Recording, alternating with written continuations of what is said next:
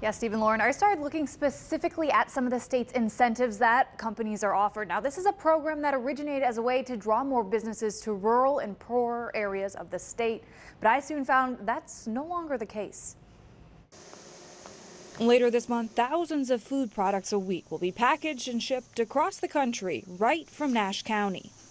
The Raleigh-based companies Synovatech and First Wave chose to expand and eventually relocate here, bringing with them the promise of at least 75 new jobs. I think a big part of it is we want to be closer to the fields, to the farms, to the sources. A lot of these ingredients that we're using in here for baby food are grown right here in Nash County. And while this new site checked a lot of Synovatech's boxes, some extra financial, local and state incentives persuaded the final decision. It definitely played in quite a bit. We were able to reinvest that money immediately back into additional equipment, additional production lines, versus some of the other states we looked at. Synovatech received a $400,000 grant for renovating a vacant building. And while Synovatech got this grant here in Nash County, a county that's ranked as one of the highest needs in the state, the I-Team found many other state grants aren't going to the places that need them the most. Since 2009, 16% of economic development grant money has flowed into these poorer counties.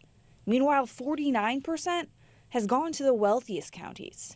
The economy is already booming in those areas, and the industries are already very interested in those areas.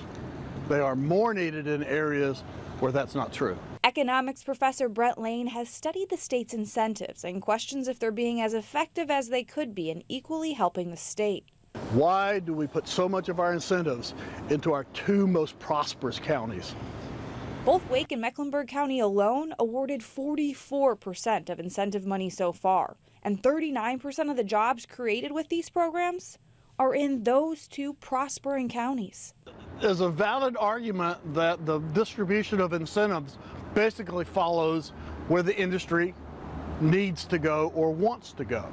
But we need to use our incentives proactively to find those companies that can go to the rural and non-metro areas of the state where the need is greater. Lane says even a smaller number of jobs and money in rural areas would significantly make a difference in those economies, and thus bringing up the entire state.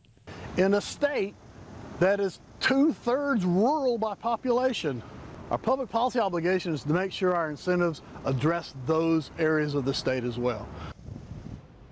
And the North Carolina Department of Commerce, responsible for overseeing these incentives, declined to sit down for an interview with us. Now, it is important to keep in mind that these grants that we looked at are just one piece of the pie. Local and federal grants are also funneling millions of dollars to entice businesses across the state. Stephen, Lauren? Yeah, the I-Team focusing on equity when it comes to these grants and taxpayer dollars to create new jobs. Samantha, thank you.